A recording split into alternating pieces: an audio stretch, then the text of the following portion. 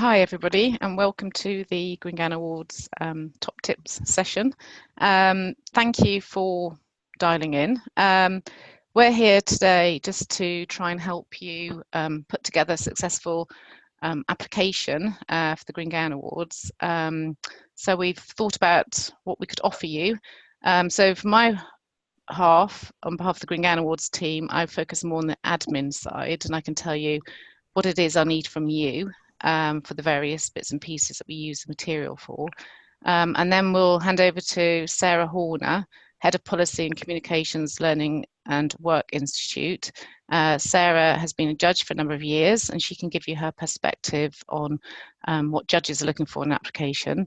And then we'll hand over to Zoe Robinson, Director of Education for Sustainability at Keele University. Zoe has applied many times for Green Gown Awards. She's won some, highly commended, finalists, and she's here to talk to you about what she thinks are good attributes to put into your application. So that's the agenda for today. If you could just have the next slide, please, Claire.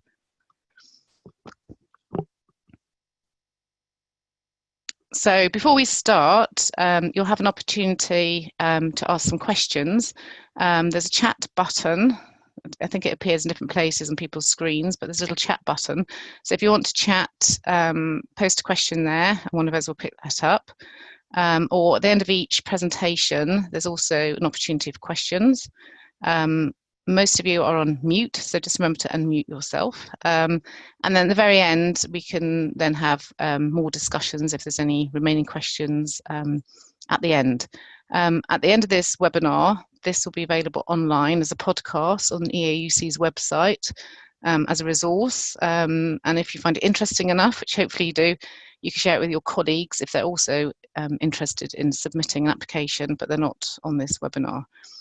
So first of all, I am Helen Exton. I've looked at a few of the participants here. I think I know quite a lot of you actually. Nice to see you're here. Most of you, I think, have applied in the past. So I'll go through, as I said, the admin side, which are top tips, what we use the marketing materials for, and a bit of guidance. So if we could have the next slide, please, Claire.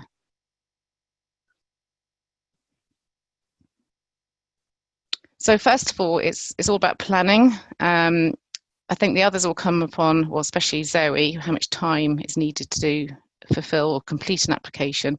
But you need to set a bit of time aside for the planning part. So you've got a sustainability project. You obviously think it's great, which it probably is. You need to tell everyone about it. So first of all the categories that we have for this year are on the website. You can read the category and you can read the description and the criteria that belong to each one. It's your decision as to which is the best category to submit your project into. I know a few are sort of similar, but hopefully when you read it and you read the criteria, you will know which one it sits into. If not, you're free to come back and contact us, and we can guide you in that direction. If your project goes forward to a category and judges decide it doesn't actually best suit this category, it was better suited to another one, it won't be moved to that category. So it's really important that at this stage you make the right decision. So yeah, please do sort up on the criteria and where your project fits. Each category has, as I said, a description and criteria, but as well as that, at the very start, when you go to the web page, you'll see it has general criteria, and that's applicable for all categories. It's bullet points of quite a few, I think it's about 12, 13 bullet points. Obviously, some aren't relative to each category, but you must read that first as well as a category criteria and make sure you address that in your application. So there's lots of guidance notes online, FAQs, helpful guides to filling out your form. So hopefully that will help you. If not, do contact us and we can also help you. But very importantly, you must do some research. We have a massive wealth of resources on the Sustainability Exchange, and that's past winners, highly commended, finalists. They've got case study there and quite a lot of either got infographics or a short video, and we really do recommend it's worthwhile just checking out that perhaps before you start, just to make sure you've got everything you need to submit the application. And lastly, it's just to give yourself time. I know lots of questions in the application, They ask you questions. And what I think is noticeable from especially admin side is we do ask people, please put numbers, figures. If you say you've done 2 conferences on sustainability throughout the year, put the date of the conference, put the number of people that came, try and split the audience as to students or teachers or whomever. Sometimes we have really great applications, but there's no numbers in there. And obviously, depending on the category, some of it might be a bit more complicated. If it's a facility entry and you need some sort of number crunching, you might have to go to somewhere else to get that support. And obviously, that takes people a bit of time. So just carefully think about what it is you want to include in it and allow yourself plenty of time. If you have the next slide, please, Claire. So the application forms, there's 4 of them. The general form is sort of majority form for pretty much all of them, apart from the total reporting form, which has its own form. And if you're applying on behalf of a team, the team category, that has its own form. And the individual forms, that's mainly the sustainability champions, staff and students, and research student form as well. If you're applying for an individual form, please write in the first person, write as if it's you, so like I am, I have done, etc., because we like the person who's responsible for the application to be writing it out. The forms are very, very similar, but again, there's guidance online as to how they differ and the important information you need to include. So just to remind most people, because it is online, I know some of you have applied before, obviously there's large universities, small universities, large colleges, small colleges applying, and we want to make it applicable to all. So we do have this rule that if you're a small institution, and that's classified as having an annual turnover of 50 million or below, you're classed as a small institution. You could be a university, or you could be a college or learning provider. And that allows judges, when they're reviewing the applications, and we are sort of sifting through them, they do look at the small institution applications, and if it merits it and they deem it's a worthy project, they will put that project through as a finalist. Obviously, it has to merit it, but judges are aware that obviously large institutions have large budgets. So if you think your project's quite small and you didn't have a big enough budget, don't let that put you off, because we want to encourage it, and we want to encourage the recognition that you deserve from that application. So please don't be put off by that. The next rule we have is a 2-year rule. I know quite a few people who perhaps applied last year didn't make it as a finalist, and I think quite a lot, from what I remember, the judges' comments were, it's really a great project, however, there's not enough data, and we suggest that you come back again and resubmit next year when you have more data to hand. So if you were one of those last year and you have got more data now, then please do submit again. The more data you can put in there, the more evidence-based information, the more judges can read about your project. So please, if you didn't make it last year but you were encouraged to do so this year, make sure you have all that data in the application. And of course, we've got our deadline, which is noon on the 5th of June. So all you have to do is fill in the applicable form and submit it by that deadline. So that's all you have to do for the stage 1 element. Next slide, please.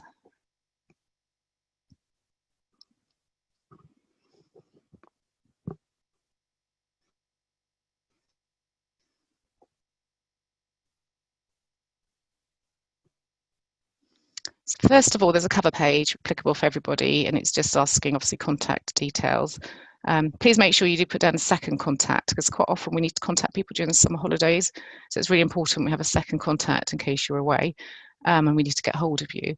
But this is just to bear in mind that whatever you put in stage 1, some of this, if you make it as a finalist, this information is used for the marketing materials that we produce.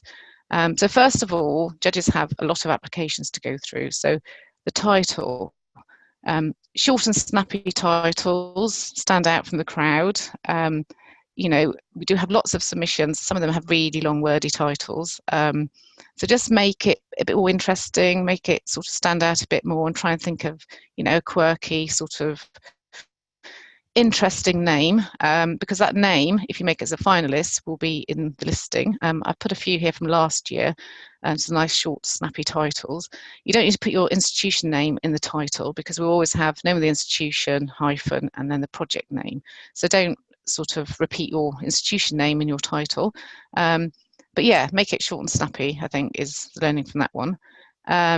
On the right, you can see the finalist flyer. This, once we've been out all the finalists, we do it in a format like this, very similar. We have each category, and then we have institution name and project name. So whatever you're putting in the stage 1 form, just think, obviously, positively, you're going to make it as a finalist. And what information would you like to see sort of out there to the external world? If we have the next slide, please.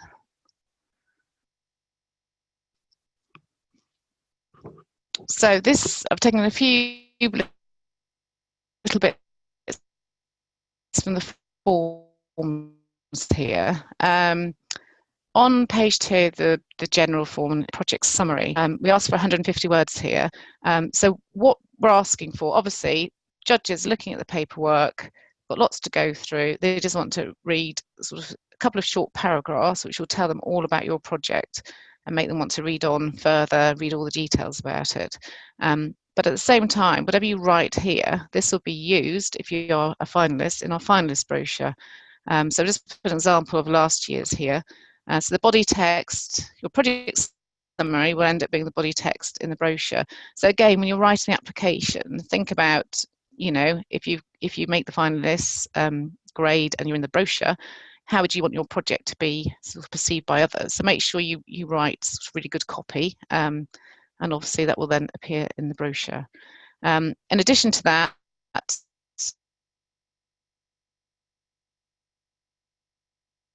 on another page, I think towards the end of stage 1 part, we asked you for your top 3 project learnings, who may be in their projects. So again, keep this short and snappy, and this too will appear in the finalist brochure. So you can sort of help yourself here by being really focused on what it is you want to say. And obviously that also helps the judges as well, because it gives them a really good overview, a concise overview. Can the next slide, please?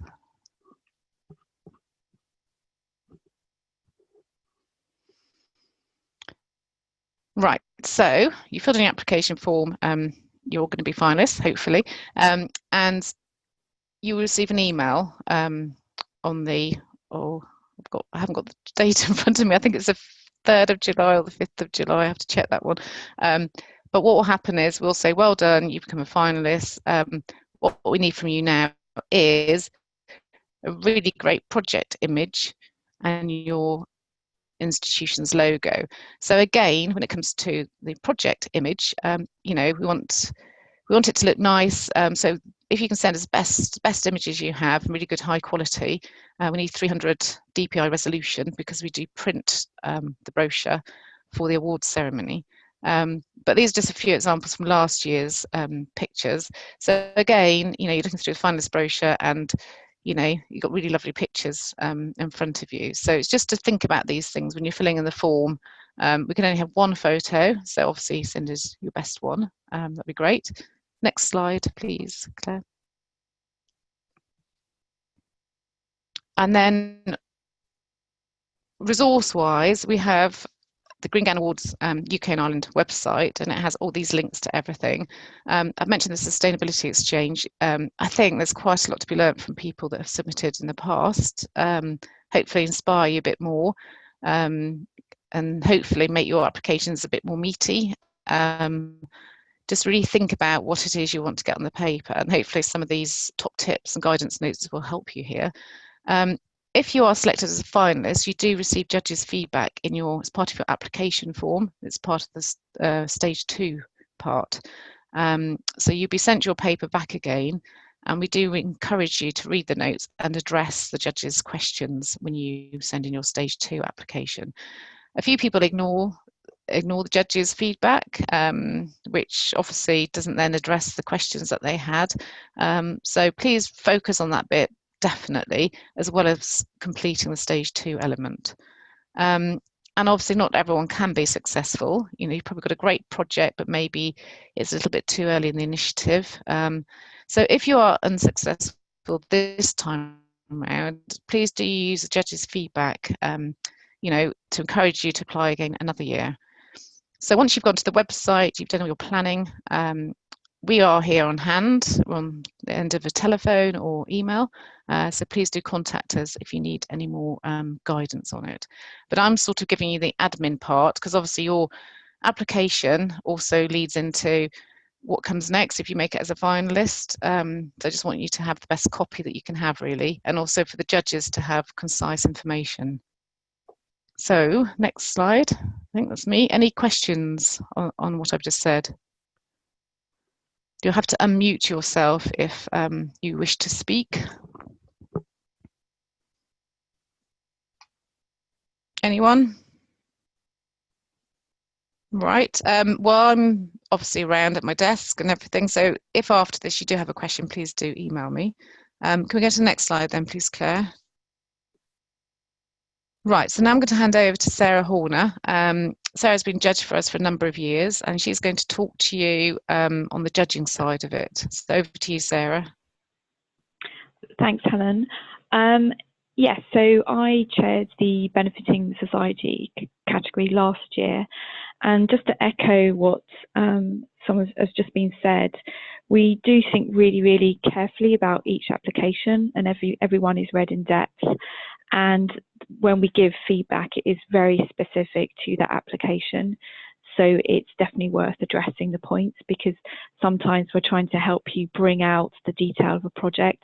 And as Helen was saying, sometimes their statements are made, but without data or evidence to back it up. And the people who are judging it come from a wide variety of backgrounds, some of them with specialist knowledge in the particular, it might be an application they know something particularly about, but a lot of them are looking for specific evidence and data because they actually know something about it, and something to make sure it stands up. So those are sort of basic things which you can address in your application. And then in terms of how we actually choose a winner, it's actually a very long process, i.e.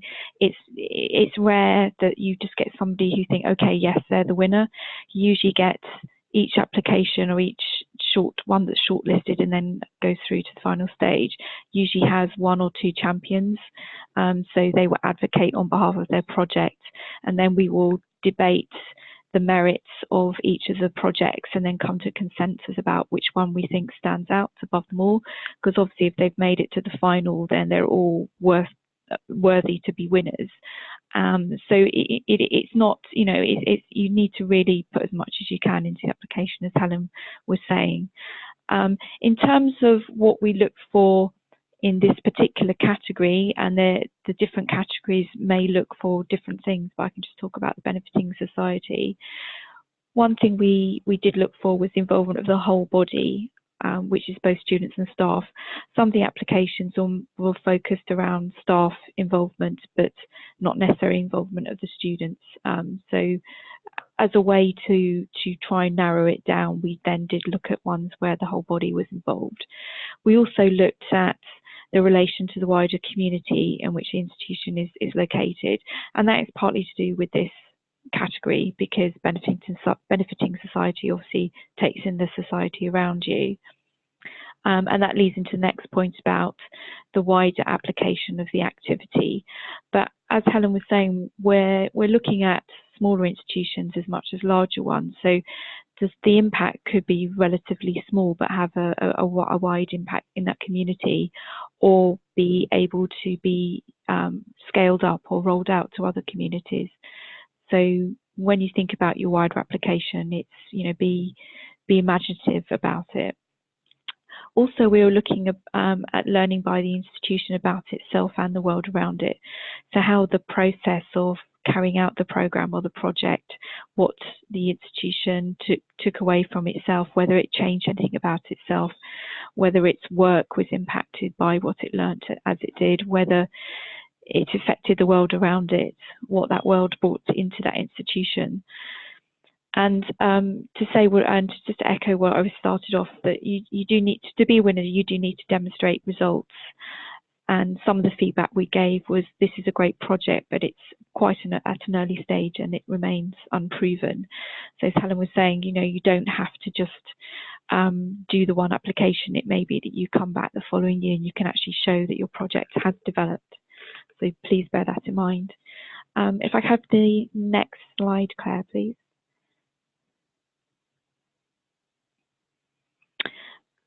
So to give you some examples, specific examples of what we looked for and how we chose the winners.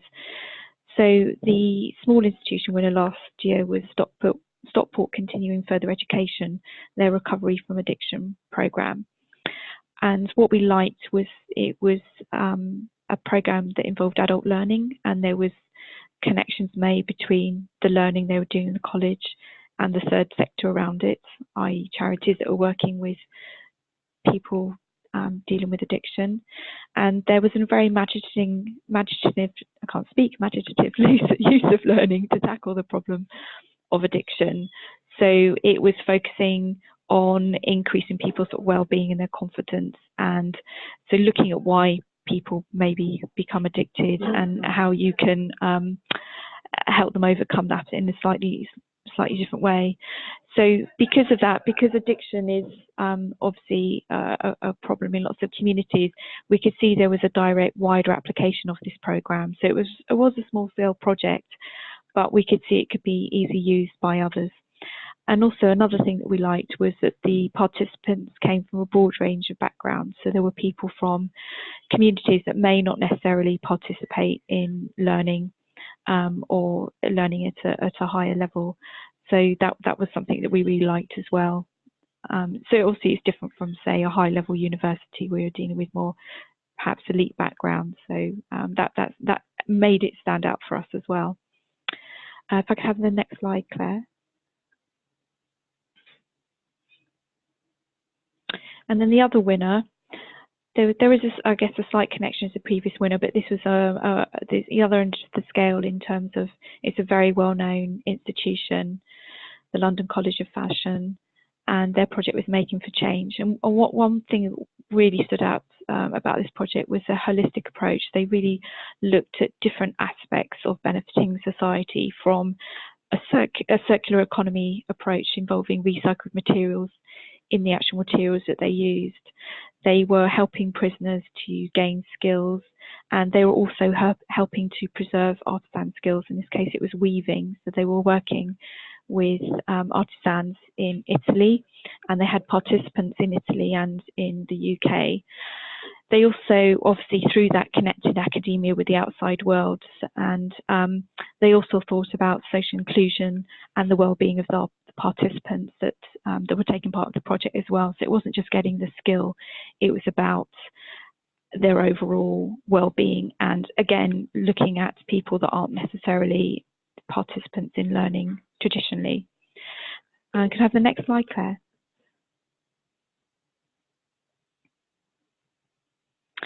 And then just to wrap up, so we also were able to choose 2 highly commended. So in our category, we were allowed to pick 2 winners and 2 highly commended. And this was a category in which we had a lot of entrants, and we had a lot of great entrants, and we had a lot of finalists. So we did take advantage to recognise 4 institutions ultimately.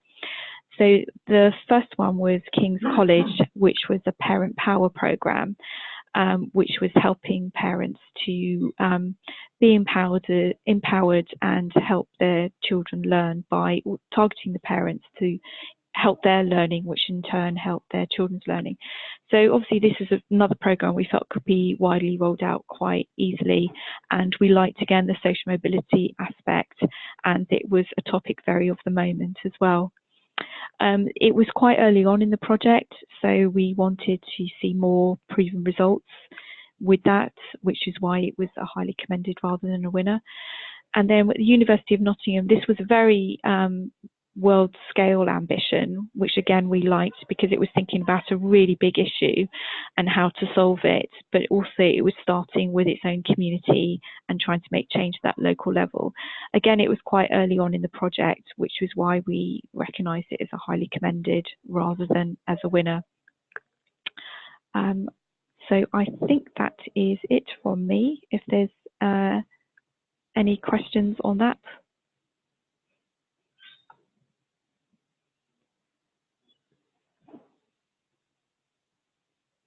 If not, then I'll hand over to Zoe.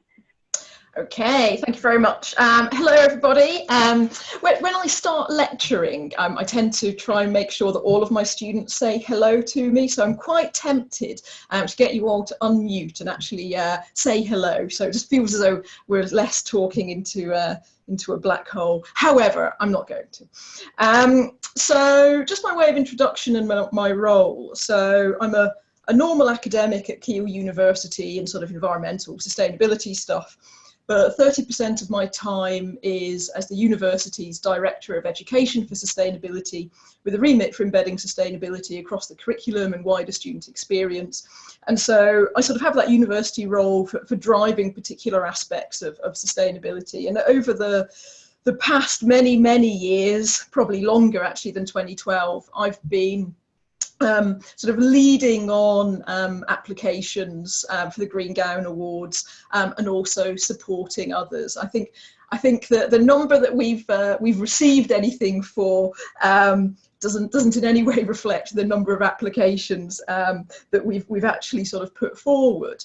And I think, you know, that one thing I would start off by saying is that it is a really competitive sort of process. You know, and that's because there's a lot of really, really good stuff going on at other universities. So if, like me, you spend many award ceremonies feeling deeply disappointed, I think we should all be celebrating the fact that there's some really good stuff going on at other universities. So I'm just going to say a bit about sort of my experience of writing some different applications, but also I have occasionally been a judge, and suppose I can't quite sort of separate those experiences of writing and also seeing it from the other side of things.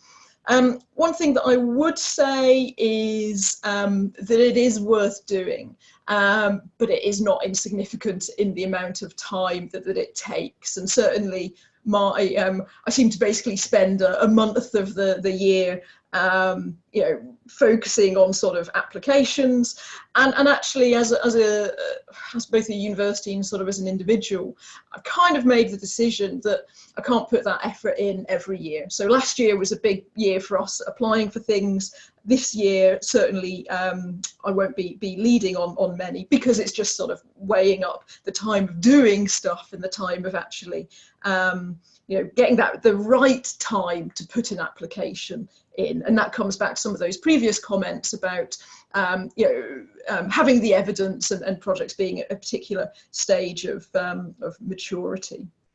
Okay, so next slide, please. So I always, whenever I'm talking to students about writing things, tend to always think, you know, think about it from the perspective of the person who's reading it. And it's exactly the same with award applications. Think about it from the judge's perspective. And I suppose the thing to realise with the judges, you know, there'll be a panel of, I don't know, anywhere between maybe 8 and 12 judges looking at a particular sort of category, and they will not all know your area of HE and FE. They might not work in colleges or universities, be connected in different areas. And so they don't necessarily know what, you know, us working in it would be sort of the standards or the norms versus sort of, you know, the really sort of good practice or difficult to do. So you've got to sort of make your case for someone who doesn't know sort of where you are and the position that you're coming from. And obviously they don't know your initiative. So it's really easy, you know, we work in these areas, you get used to a sort of certain shorthand which works for those people around you, but it doesn't work for the people who don't know anything about it. So really do try and sort of step back once you've sort of drafted the application and think, does this make sense to someone who knows nothing about what we've done here? And in terms of that sort of stepping back and thinking about it, you don't have a huge amount of space. So I would say that every sentence should say, wow. You know, you're really thinking about whether what you've got there is necessary, whether every sentence is impactful versus, you know, something which you know, might not be as clearly structured as it could be, or might sort of be repetitive. So help the judges, make sure you clearly structure stuff, use your own headings within some of the broader sort of boxes, make sure it's to the point, make sure it's not repetitive. All the obvious stuff, really. Next slide, please. So we've talked a bit about sort of what sort of projects to put forward, and yes, it's always worth sort of putting things forward, and the process itself helps you think about what the impact is and capture that. And certainly I'm really rubbish at collecting sort of impact, because I tend to be focusing on doing stuff as opposed to the evaluation, and then you come to write an application and you think, oh, I actually need to really collect that. So that in itself, you know, sort of drives you to maybe do things which you might not be doing as much of. But I think from what I've seen and the projects that we've had success with, and where I've seen sort of success elsewhere, is really, you know, it's good mature projects which in some way can be seen to be sector leading, and that might be in innovation, doing something very new, might be in scale, or it might be a particular approach. So I think one of our winning applications last year was the Outstanding Leadership Team of the Year, and we based that all around the story of our particular collaborative approach. Other things which seem to sort of work well is sort of showing how there's been involvement of other people, both internally and externally, and Sarah sort of referenced things like that. To already be in that sort of transfer and dissemination and showing that wider impact. And from my sort of observations over the years, you know, actually demonstrating a really strong student input into the project. So potentially they're not just the beneficiaries, but they're part of the design of that project as well. So that's just sort of based on that, I think, from my observations. Next slide, please. Okay, so the next, so the application itself, make sure you fill in the boxes, make sure you answer the question. Again, you know, is that always same sort of advice. But actually, what I'd say from many years of filling out the applications, it isn't always easy to answer all of the questions depending on your projects. They're generic forms for really quite varied sort of projects. But do your best to make sure that you've thought about each individual sort of question and that you have something there. In terms of the assessment, it's worth knowing that each of those major sections is scored sort of numerically, so make sure there's the sort of emphasis on each of those sections. And then Helen was saying, and Sarah as well, about sort of the need for evidence. Now, the application form, I think, puts quite a strong focus on quantitative evidence, which is applicable for some projects, less applicable for others, but you can always get numbers of people. But again, from my personal sort of approach and sort of you know, observations over the years, I think the qualitative evidence is also important and really brings an application to life. So I think that combination of having the numbers there, but also having, you know, some testimonials which can really sort of show that genuine impact on people, which really can only come from some qualitative evidence, and I say it sort of brings that application to life. So so in terms of sort of writing the application, I've tended to sort of have a combination of sort of a broader sort of narrative, so tell the story, along with some just bullet points of key achievements and maybe the more quantitative elements. As Helen was saying, you know, I think a snappy title helps. It makes people stand up and think, what's this about?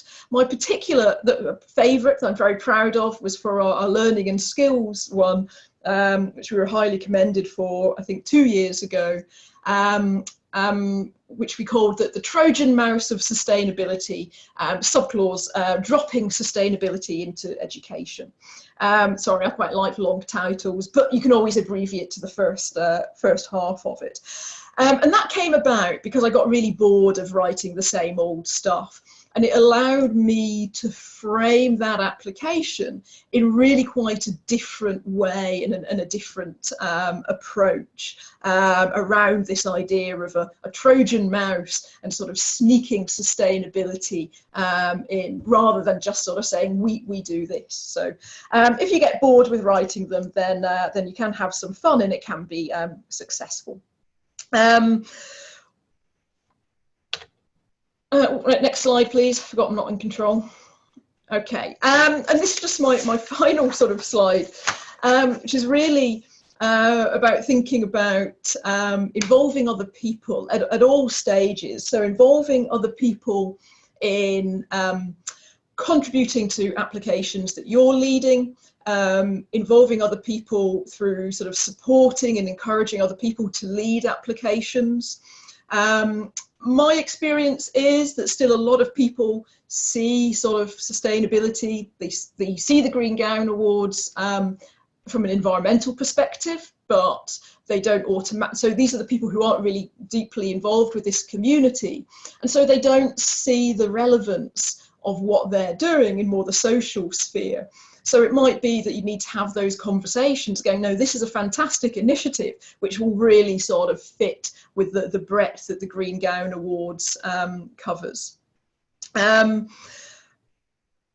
So if you are successful in becoming a finalist, then I think it's actually worth getting a lot of people to the award ceremony, and we did that for the first time last year, and admittedly we won the team award, so it sort of helped, but that experience of bringing more and more people sort of into this community directly has really catalysed more activity and more sort of commitment within the university, and more people who are wanting to drive their own awards. So it's not just sort of a small group of us who are leading on awards for other people. So I think, you know, I've seen a real benefit of trying to bring more people directly into the community and using the awards night for that. Yeah, and that's, you know, I think we're all trying to create that wider change within our institutions, and really sort of thinking how you can use applying for the awards and then award ceremonies and then winning awards to actually strategically drive this agenda forward within our institutions. Because there's one thing we know is that our senior executive do like awards. And, you know, if they can be there on the night, then they also really understand the significance of those awards, and it becomes something which they can really, they feel sort of more confident to crow about. And certainly my experiences where previously we've won or got highly commended, we haven't had the same sort of university sort of celebration of it, because we haven't involved as many people actually within the award ceremony. So those are a few of my thoughts from experiences of being involved in these. Really happy to address any sort of questions now, or thoughts or argue points now, or at a later date. and just to say best of luck with all of your applications. Thank you, Zoe. Anyone have any questions for Zoe? Go on, someone unmute yourself and just say that you're still there. Right. I've just got one thing to say. I know I do get approached a few times about third-party applications. Majority of applications are from an institution, but if you're actually working with an architect or councils or facilities management teams or companies, and they've worked with you on a sustainability project, they and you can actually jointly apply for an award. The award's given in your name, institution's name, and not the third party. But it's just something to consider for those of you that have recently been working on such projects. Right. Well, I think if there's no more questions. Oh, there's a chat. That's exciting. Let's have a look at that. Oh, I can't seem to ask a question even when I'm unmuted, so I'll try and ask it here. That's fine, but I haven't got the question. Sylvia, if you could type your question into the chat box. And then there is also a quick one on the 2-year rule. So the question is, does anyone have any advice about submitting an application to multiple categories? We didn't cover that, so it's a good question. Basically, you can apply with the same project to different categories. It could be 3 categories that you think it does sit within them. But if you do that, on the cover page, you must declare that you've also submitted this project to, and you name the other categories you've submitted it to. And obviously, when you do your application, some of the criteria are different, so you must make it more specific to the category that you've entered it. But yes, you can do that. You need to know the project can only be successful in one category going forward.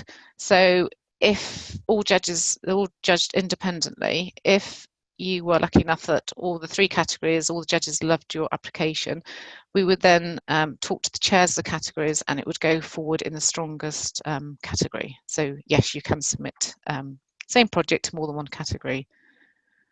So now I've got another question. Could you please elaborate on this section of the application? Describe how your initiative has gone over and beyond the standard legal requirements where applicable. That's relating mainly to, just trying to think of some examples. So say, for example, your canteen. I think obviously some people have special accreditation. Obviously, you've got the Sword Association, for example, have got one form of accreditation for canteens. And quite a lot of universities do have accreditation, either bronze, silver, some have got gold. And that's really great in itself. But we're looking, I think judges are looking to see, first of all, that yes, that is great, but what else have you done beyond that? That isn't actually a legal one, so that you could argue that it is actually in addition. But I'm just trying to think of, there's all sorts of things universities have to abide by, rules and regulations. So quite a lot of universities have done that. So what judges are looking for is that they've done that, plus they've done something a little bit extra. Don't know if that answers that question. Hopefully it does. Can you submit another application even when you did not win last year? I don't know if that's for the same project, but if you didn't win last year, you can submit. We say didn't win. It's 2 types of different win. One is if you submitted and you weren't selected as a finalist, and yes, you can submit the same application, but obviously it has to have more content within it, and hopefully the judges gave you some guidance on what to include next time. If it did win or was highly commended, usually you cannot submit again for another 2 years unless the project has got bigger and it's gone off on a tangent and it's developed into something new. It has to have significant improvement since previous submission in order for that to be applicable. So as long as you can document, this is our project, we were highly commended for these reasons, we're now doing this with it and it's taken this turn. As long as you can document that quite clearly, then yes, you can submit it again.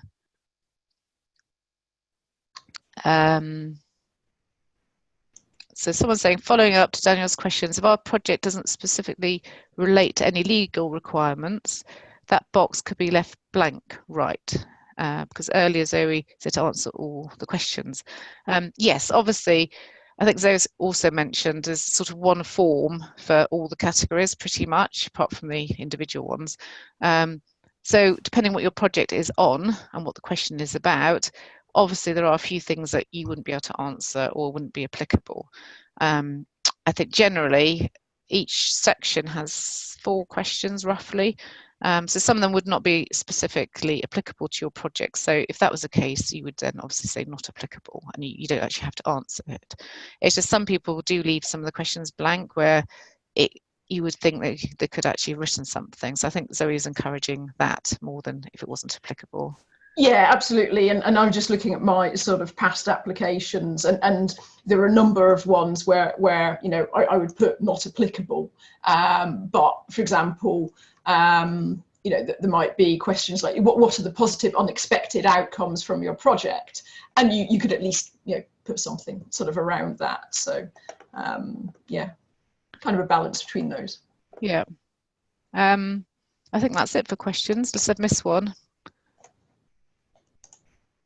Right, the web links, obviously there were some on my last slide, but basically if you go to the Green Gown Awards website, there's a left-hand menu and all the links are in there.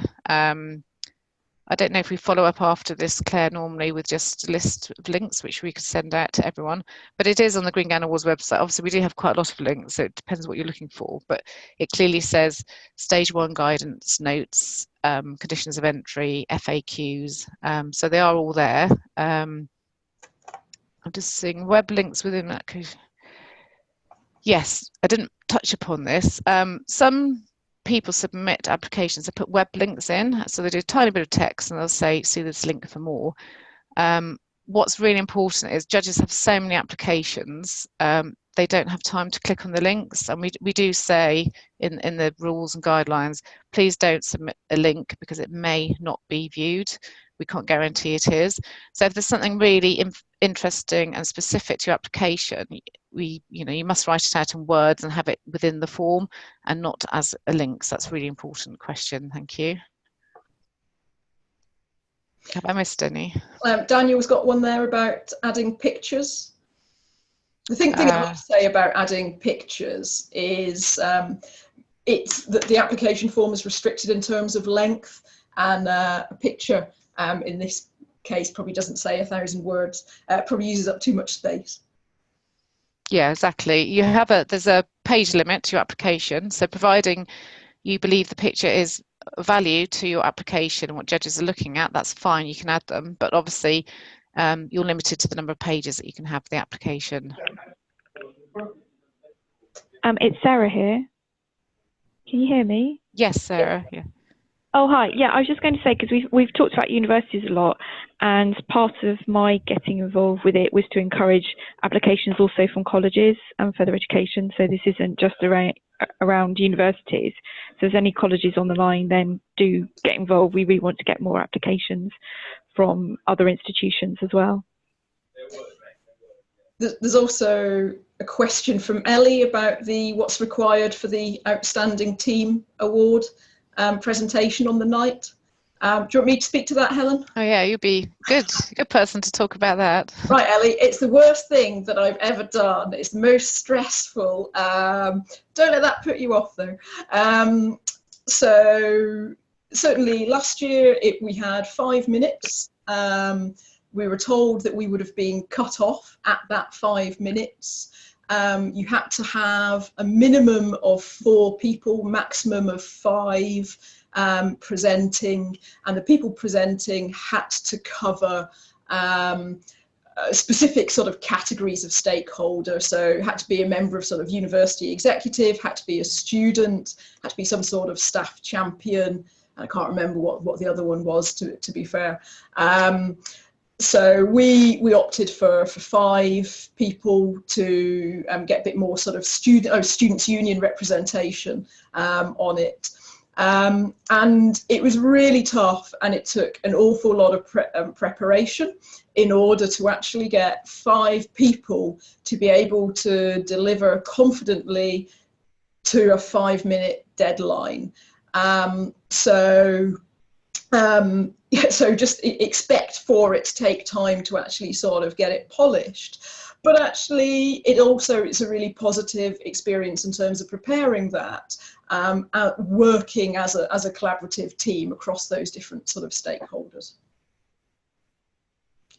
Great. Oh, and the other thing I would say is, the good thing is that they did run those presentations at the beginning of the award ceremony.